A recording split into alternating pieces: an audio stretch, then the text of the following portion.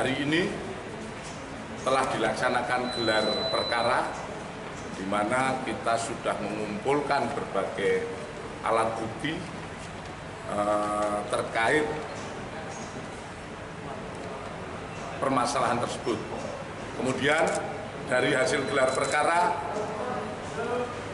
pada kesempatan ini kami seluruh penyidik dengan seluruh peserta gelar telah sepakat menentukan 4 tersangka, di mana 4 tersangka ini adalah kaitannya seperti kemarin saya sampaikan bahwa itu adalah terkait masalah pemalsuan, di mana pemalsuan beberapa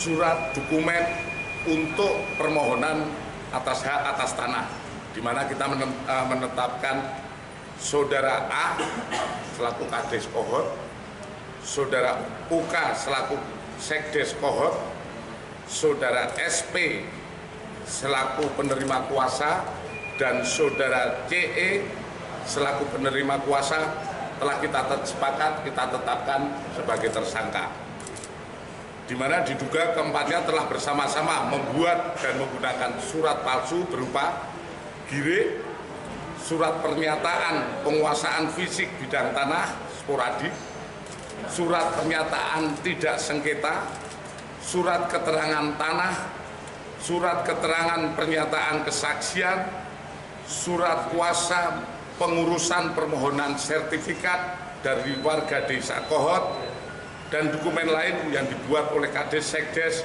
sejak Desember 2023 sampai dengan November 2024, di mana seolah-olah oleh pemohon untuk mengajukan permohonan pengukuran melalui KJSB Raden Muhammad Lukman Fauji tergesit, dan permohonan hak Kantor Pertanahan Kabupaten Tangerang hingga terbitlah 260 SHN atas nama warga Kohort. Kemudian penyidik akan segera melengkapi administrasi penyidikan dan melakukan langkah-langkah penyidikan lebih lanjut. Kemudian terkait kami juga sudah melaksanakan koordinasi dengan imigrasi untuk segera melaksanakan pencekalan kepada para tersangka. Sementara itu hasil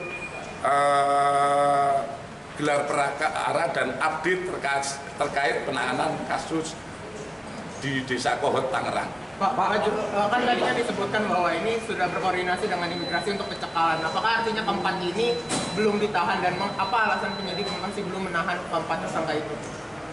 Kan baru saja penetapan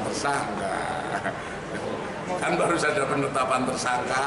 Tentu saja kita tadi sudah sampaikan segera melengkapi Mendik, kemudian setelah melengkapi penyidik kita akan memanggil pada tersangka, itu kan by proses ya. Tadi ini kan penetapan tersangka pemalsuan. Nah, untuk yang saya lanjutkan kembali pagar laut yang membuatnya. Saya sampaikan masalah pagar laut bukan domain penyidikan terkait 263. Kami melaksanakan penyidikan terkait pemalsuan, di mana pemalsuannya itu adalah munculnya SHGB. Proses itu yang kita sidik. Jadi bukan siapa yang masang pagar laut, bukan. Ini akan dibedakan rekan-rekan media bahwa kita setelah diketahui terbitnya SHGB di mana terpasang di pagar laut, kita menyidik di situ. Kemudian perkara ini tidak sampai sini saja, rekan-rekan. Kami tetap mengembangkan perkara ini sampai tuntas, di mana seperti kami sampaikan nanti akan proses penyidikan, dan ini pasti tidak cukup memakan waktu yang tidak seperti membalik sebuah tangan, karena penyidikan siapa yang membantu, siapa yang menyuruh dan lain sebagainya, digunakan untuk apa, seperti yang surat-surat ini digunakan untuk apa, kemana, ini adalah proses yang harus kita lakukan Ya. Pak Dir, kalau untuk 4 tersangka ini kan dia 263 pemalsuan 263 ini, tapi untuk motifnya ini sudah disebutkan kenapa dia memalsukannya? Kalau kita berbicara motif saat ini kita terus mengembangkan, ya. Yang jelas tentu saja ini terkait dengan ekonomi tentang motif bagi mereka. Ini yang terus kita kembangkan karena dari pemeriksaan kemarin kita mungkin rekan-rekan media juga menanyakan, bisa kok diperiksa ya? Tidak saya jawab karena itu masih proses penyidikan. Kami melaksanakan konfrontir.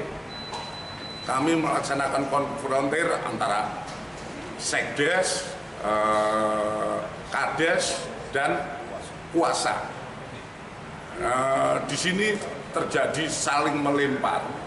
Uangnya yang ini berasal dari sini, ini dari sini, dan berputar-putar di antara mereka bertiga. Sehingga dari situ kami sudah bisa menyimpulkan kira-kira dari mereka itulah yang berusaha mencari keuntungan dari permasalahan ini. Pak, keuntungan yang didapat berapa jenderal ini? Belum bisa kita uji lebih lanjut.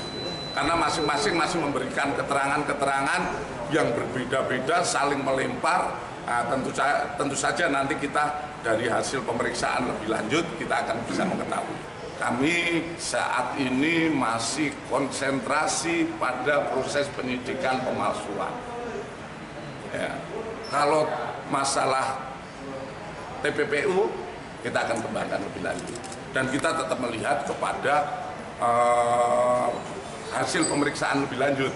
Itu yang akan kita lihat lebih lanjut. Kapan memeriksa lebih lanjut? Secepatnya. Pak Dir, kan kemarin di penggeledahan kemarin kan disebutkan ada penyitaan transaksi keuangan dan rekening. Nah itu udah ada update-nya nggak sih Pak Dir, berapa total rekening yang disita dan nilai rekening yang disita? Pak Dir, Kades sama Sekdes ini udah diungkap belum? Siapa yang meminta mereka memalsukan?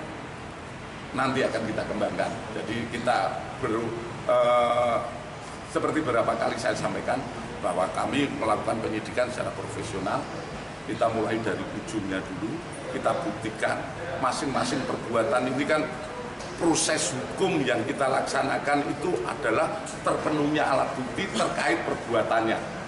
Jadi ini ada pemalsuannya siapa yang nyuruh, siapa yang nyiapkan, itulah yang kita bangun. Seperti yang diharapkan rekan-rekan ataupun masyarakat adalah penyidik-penyidik Polri yang profesional. Ya. Pak, kalau Aguan Sedayu bakal dipanggil gitu nanti Pak dalam Apa? barangkali ada salah satu saksi yang menyebutkan Aguan Sedayu. Gini, kita memeriksa terhadap sebuah perkara ataupun melaksanakan penyidikan, tentu saja ada alasan. Tak sempat baca berita? Dengarkan saja. Klik text to speech di sindonews.com.